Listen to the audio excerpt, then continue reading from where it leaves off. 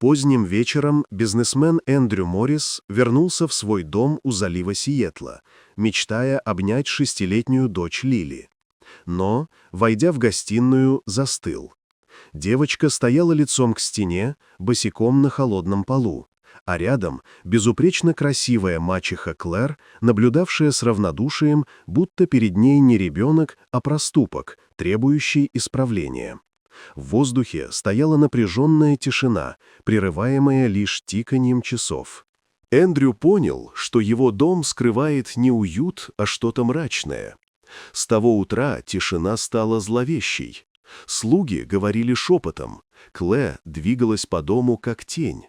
Только Лили, оставшись одна, иногда писала письма отцу, которых тот так и не получал. Когда Эндрю неожиданно вернулся раньше срока, все вскрылось. Он нашел дочь наказанной, а жену холодной и спокойной. Ночью он заметил, как Клэр разговаривает по телефону, упоминая кого-то по имени Грант и про переводы и расследования. Подозрение сменилось страхом.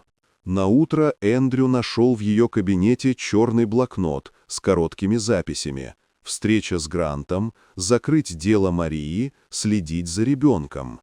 Имя Марии пронзило его. Это была его первая жена, официально погибшая 3 года назад в автокатастрофе.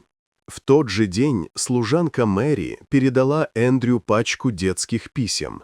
«Папа, мне страшно. Папа, вернись домой».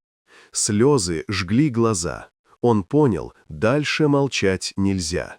Клэр попыталась скрыть следы, но правда уже начала раскрываться. Среди ее бумаг он нашел старую фотографию. Больничная палата, на койке женщина с надписью под снимком «Пациент 312, клиника Сент-Эллен». Это был тот самый центр, куда после аварии отвезли Марию. Но если она умерла, почему запись жива? Не раздумывая, Эндрю забрал дочь и выехал на север, к побережью. Дождь заливал дорогу. Море шумело под ветром. У причала старый рыбак согласился переправить их на остров Сент-Эллен. Маленький катер скрипел, будто предчувствуя бурю. На острове они нашли старую клинику, покрытую мхом. Эндрю пробрался внутрь. На табличке «Пациент 312, Мария Моррис». За дверью бледная женщина у окна.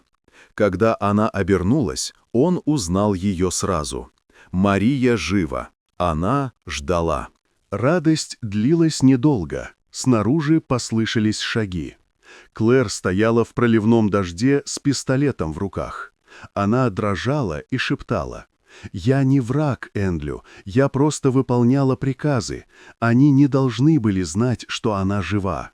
Но вскоре на пристань прибыла полиция. Старый друг Эндрю, офицер Аллан, вывел Марию и Лили к лодке. Клэр арестовали. На прощание она сказала: «Я просто хотела выжить». Мария тихо ответила: «Мы все хотим, только кто-то ценой других». Когда лодка уходила от острова, над морем поднимался рассвет. Впервые за годы Эндрю чувствовал не страх, а свободу. Мария сидела рядом, держа Лили за руку. Над волнами рождался свет, и в нем отражалась их новая жизнь, простая, настоящая и живая. Вот такая удивительная история. Дорогие друзья, напишите в комментариях, откуда вы смотрите это видео. А если вам понравилось видео, поставьте лайк, а также подписывайтесь на канал, впереди еще много интересного.